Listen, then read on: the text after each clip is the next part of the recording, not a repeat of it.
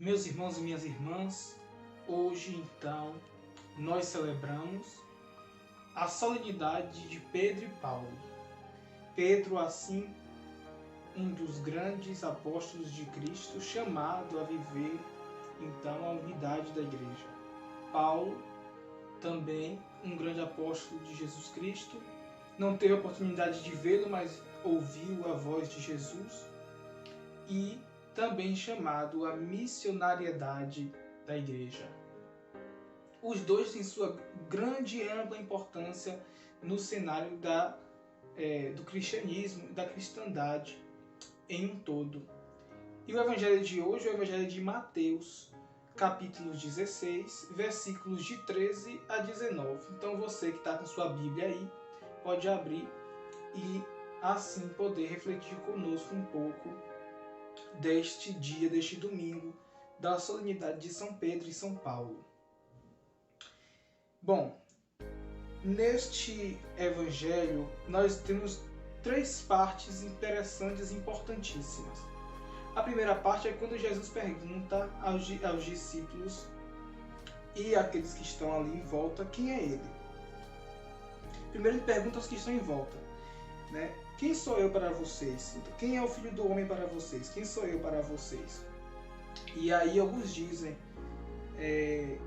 tu é Elias, tu és assim João Batista. E outros ainda dizem que tu és um dos profetas.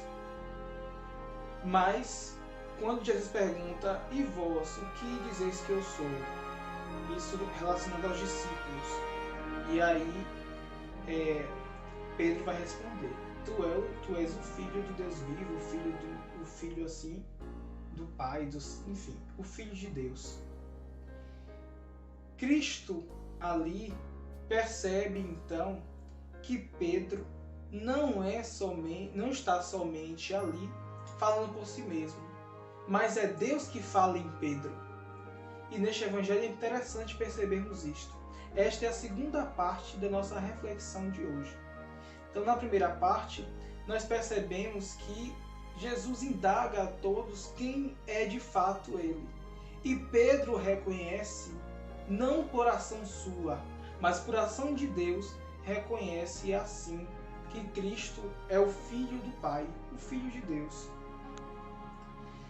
Quando então Jesus diz, tu és pedra e sobre esta pedra edificarei a minha igreja, e um pouco antes disso ainda reconhece Pedro ali, como não sendo ele dizendo isso, dizendo que Cristo é o Filho de Deus, pelo poder da carne humana, ou seja, pela razão humana, mas assim, pelo poder divino, nós percebemos então como Jesus reconhece o poder de Deus que está em Pedro, a fim de que a igreja de Jesus Cristo, a igreja dele, seja edificada.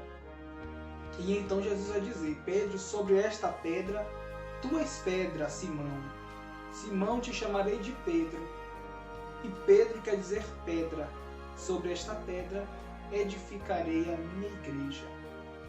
E aqui como pedra, não mais como uma pedra de tropeço, como nós vamos ver mais adiante, nós veríamos mais adiante no Evangelho de Mateus, quando Jesus vai dizer a Pedro que ele é pedra de tropeço.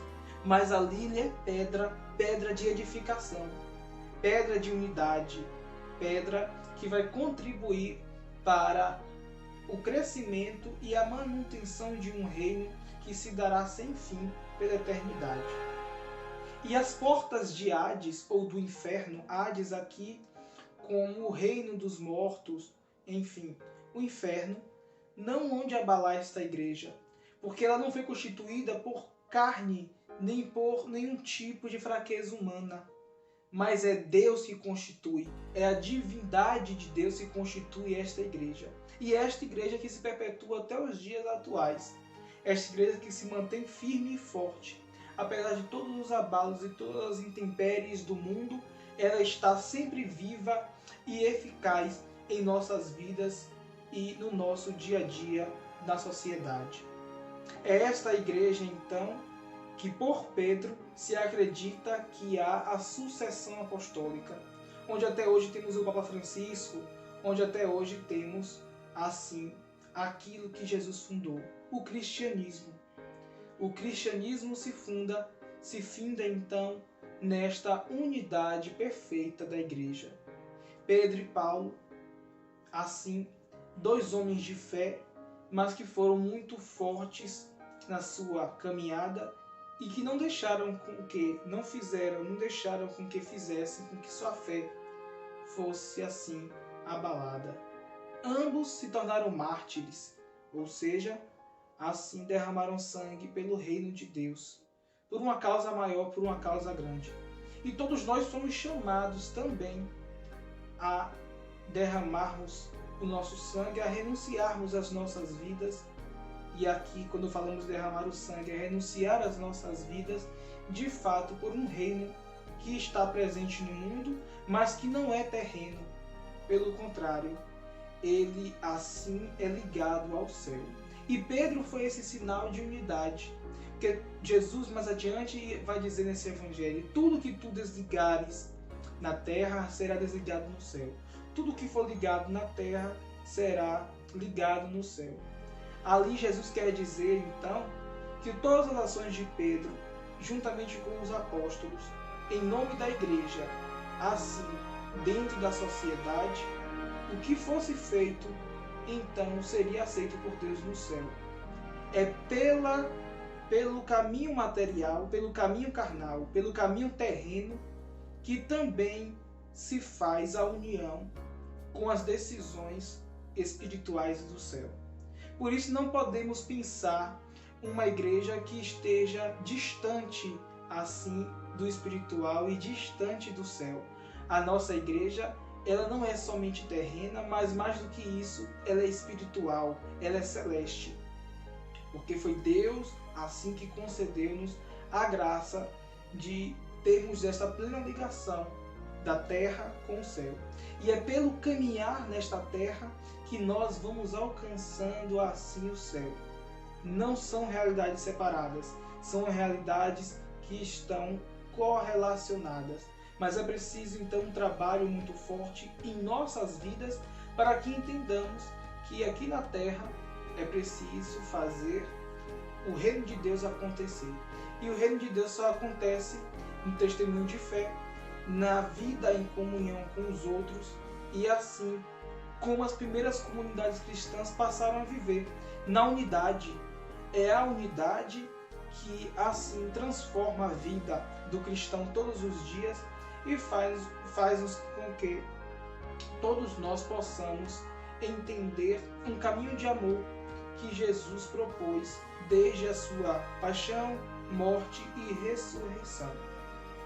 Eclésia, aqui como igreja, as portas abertas, as portas do céu que estão abertas para nós. Mas é preciso antes que entendamos que neste caminho, neste itinerário, vão haver muitas dificuldades, mas não podemos desistir delas. Não podemos de forma alguma desistir assim do caminhar e cair na primeira dificuldade que aparece.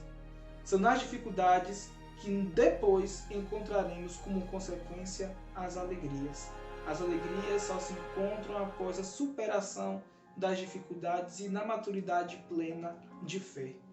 É assim que nós vamos caminhando e vamos entendendo este chamado de amor de Deus em nossas vidas. Que nesta semana, a exemplo de Pedro e Paulo, nós pensemos um pouco mais sobre o que nós estamos fazendo para essa edificação do reino de Jesus Cristo. Qual é a nossa missão prática no dia a dia da igreja? Como estamos assim lidando no dia a dia do cristianismo de fato neste mundo, para que possamos somar, como Pedro e Paulo somaram nesta caminhada de amor? Então, pensando assim, nós vamos refletindo e entendendo o nosso lugar no mundo, o nosso propósito. Como Pedro e Paulo, que não tinham um rumo. Pedro, então, que era um pescador, talvez até distante da realidade judaica e da própria religião.